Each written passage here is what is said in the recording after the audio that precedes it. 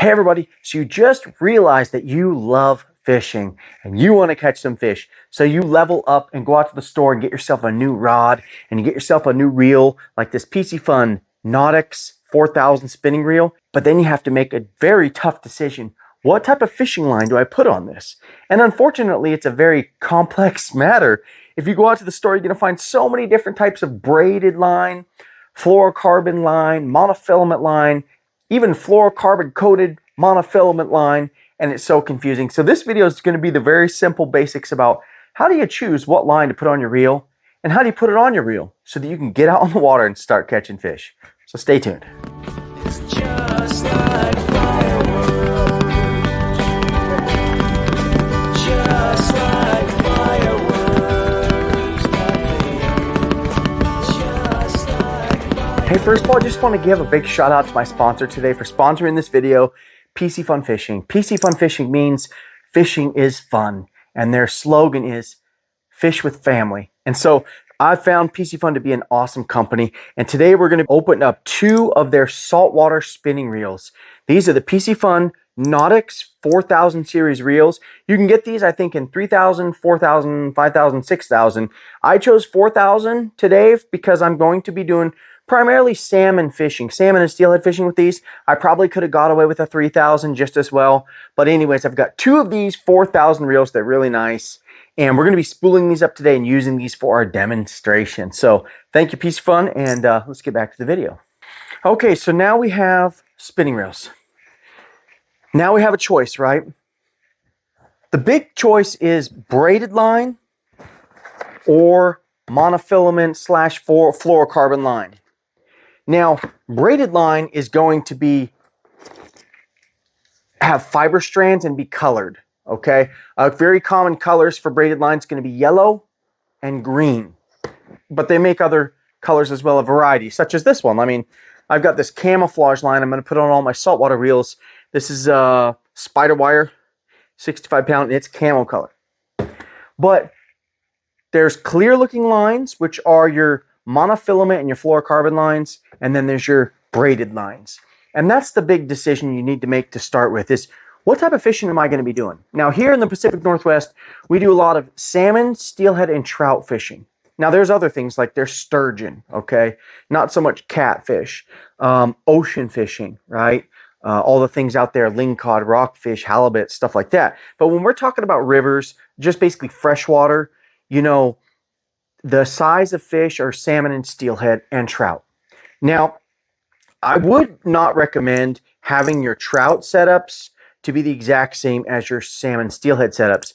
A salmon steelhead can range anywhere from, what do you think, 6 to 40 pounds.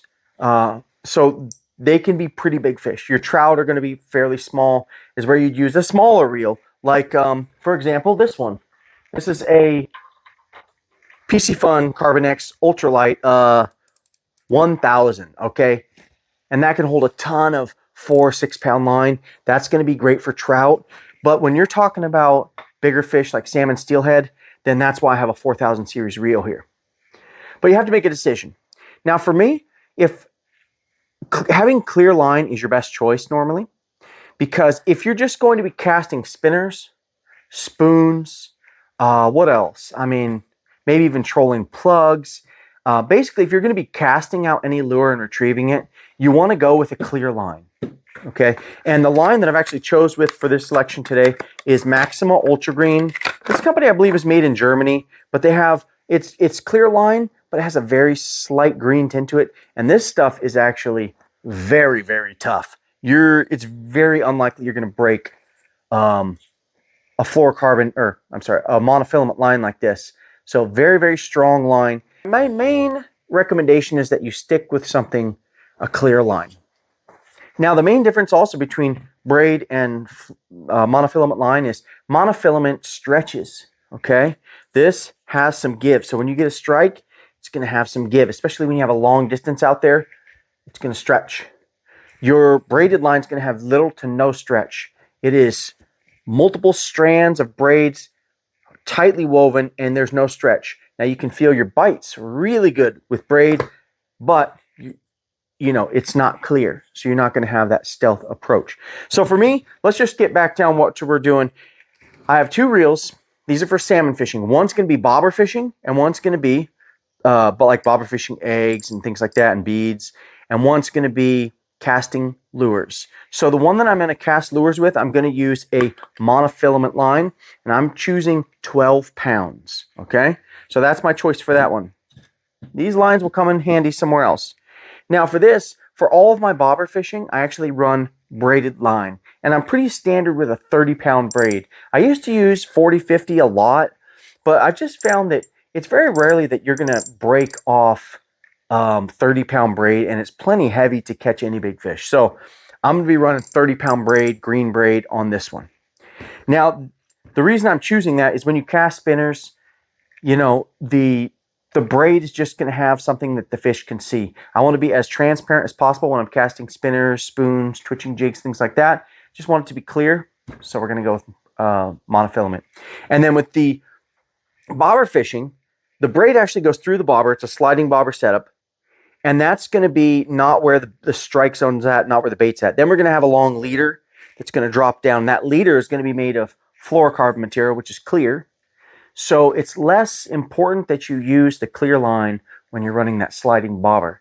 Now, summer fishing, low clear conditions for steelhead, you do want to try to run all mono and fluorocarbon even through your bobber, because those fish are so skittish they can see things. You don't want to have a big green or yellow braided line down there. So the selection I'm making today for these 2 is monofilament, 12-pound monofilament for my casting spinner, spoons, and jigs hardware, and 30-pound green braid for my bobber setup, and that's what we're going to use. So the next thing we're going to talk about is line capacity. Okay, now we're talking about line capacity, and I want to let you know that each reel that you have, it lists the capacities. So let's just start, for example, with the first one that we're going to run. Our goal is to run 12-pound fluorocarbon, or 12-pound monofilament line. Now, there's 2 places they list this. On the box itself, it's going to list the capacities. Mono capacity, 12-pound line holds 240 yards. Okay, you'll see that braid is different. 30-pound braid holds 250 yards. So right now we're shooting for 12-pound, 240 yards. So we need 240 yards. Now also on the reel, you will find normally on the bail somewhere, it's also going to have that same spec. So I don't know if it's going to be able to focus in enough, but if you'll see right here, right there, mono capacity 12 times 240 yards, and it even gives the thickness of the line, which is 0.330. So my line is 0.320, 12-pound line, 220 yards, and this holds 240 yards. So if I put this entire thing on there, it's going to be a little bit short, and I'm going to say that's okay. It's really close to being full, and with mono, you don't want to overfill it anyway. So actually, I have a pretty darn good match. This spool of 12-pound line of 220 yards should almost, probably 90% fill up this reel that holds 240 yards of 12-pound monofilament. So now let's talk about braid. Let's look at the braid capacity, because this is going to hold a lot. The braid capacity right there. I know it's not going to be very clear. It's not even going to tune in, but you can see here the numbers is 30-pound braid holds 250 yards. Okay, so first we have to choose what braid we're going to use. I have actually a variety here. 250 yards. Now, these are all 30-pound. What I wanted to use for this is this white translucent braid by Spiderwire. This has actually been my favorite lately. The problem is this particular kind only came in a 125-yard spool. So, with that said, and this holds 250 yards, so I am missing 125 yards. Now to fill that up, what I've chosen to do is use an older braid that I have. This one's actually by Piscifun. I've had this for a long time sitting around, but it's 40-pound braid, and I don't use this. So what I'm going to do is I'm going to put, this is called backing. I'm going to put about 100 yards of this on this Piscifun reel to start to fill it up, and then I'm going to put on the top that new line that I want to run there. So that is how I'm going to fill up and come to my full 250 yards of braid on that second reel. Okay, now we actually gotta spool this up. And I actually have another tool. I know I have a lot of Piscifun fishing stuff, but they've been taking good care of me, so I've got a lot of these options here. Now, spooling up your line, you don't have to use a special tool for this. For many, many years, all I used was like a Sharpie I'd put in between. I put a Sharpie in between the reel. I'd start it and stick it between my toes and reel it in. But now lately I've been using this tool that I've been testing from Piscifun, which is kind of handy. The nice thing is that you don't need to use your rod because it has a place to attach your reel right onto the tool.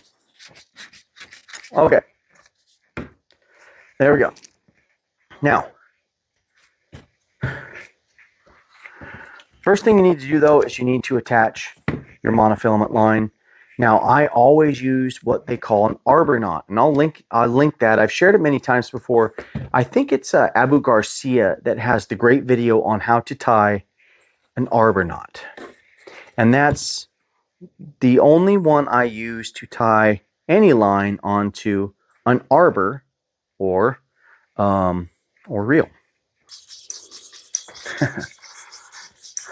Told you it takes a little bit to get it going. I have this thing fully spooled. We're ready to go, so I'm going to unclip this off. I'm going to put it on my rod, and then we're going to move over to the braid and get that one done. So let's get it done.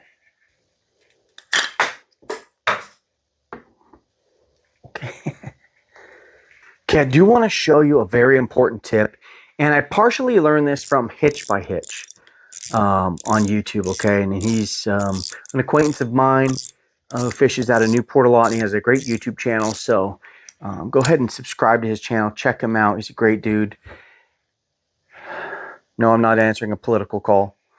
But even if you use like a spooler that helps to supposedly reduce line twist and things like that, this still has a decent amount of line twist in it. And if you just let go, this will pop right off the spool, okay?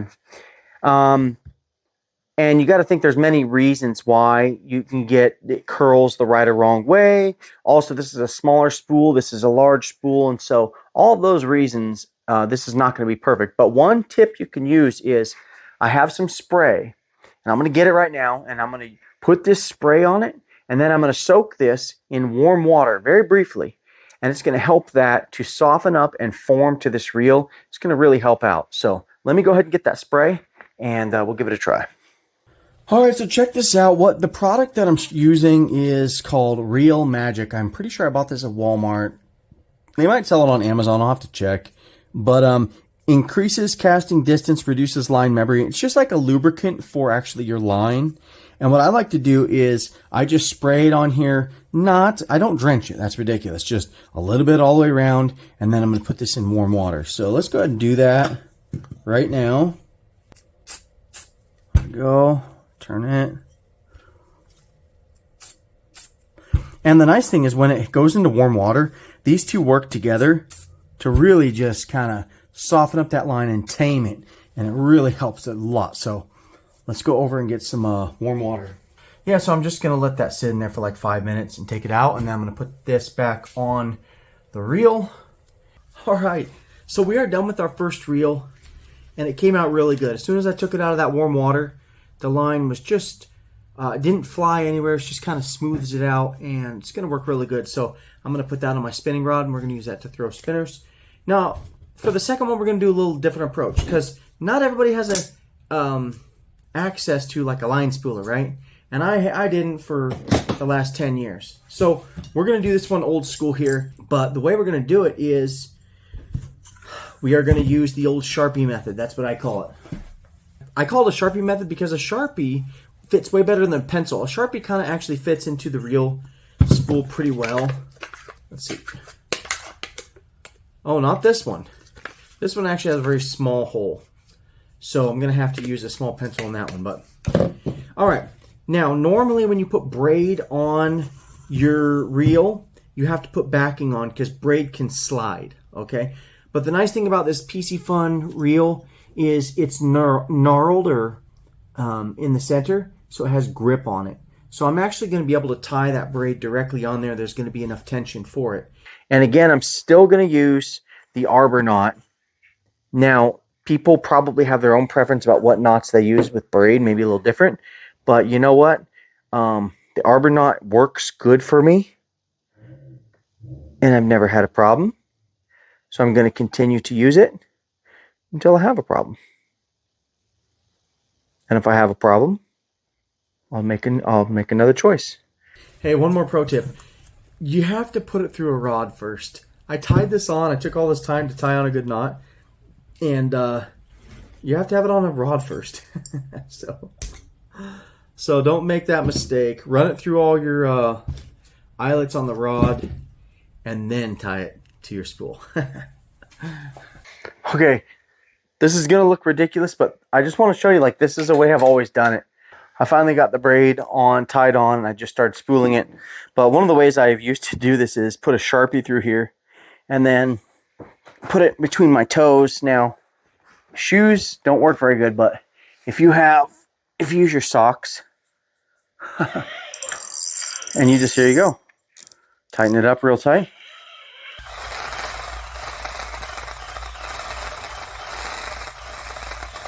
Boom, that's how you do it. So that ended up being quite a chore. It's not a small task to do that, but we got it done. So we got both of our Piscifun NautiX reels spooled up, okay? We got 12-pound monofilament on here, and then when we were done, we put it in a little bit of warm water with that Reel Magic, and that should work really nicely for throwing big salmon spinners and spoons and twitching jigs.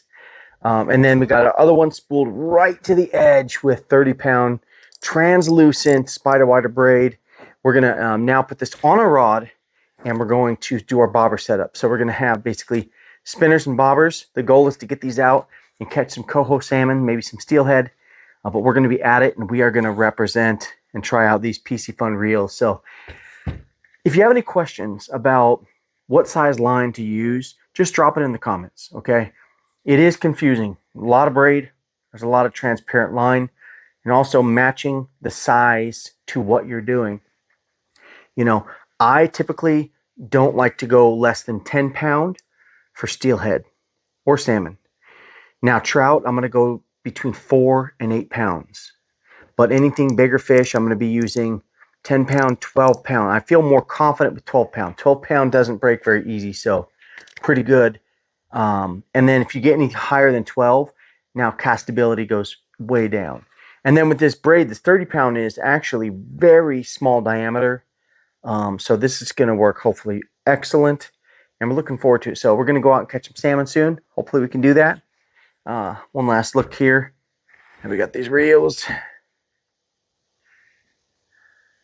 So hopefully this helped you. And you can get your reel spooled up so you can go out and catch a big fish without breaking off. So this is Elijah with Righteous River Fishing in Oregon. Thanks for watching. God bless you. We'll see you soon. Fish on.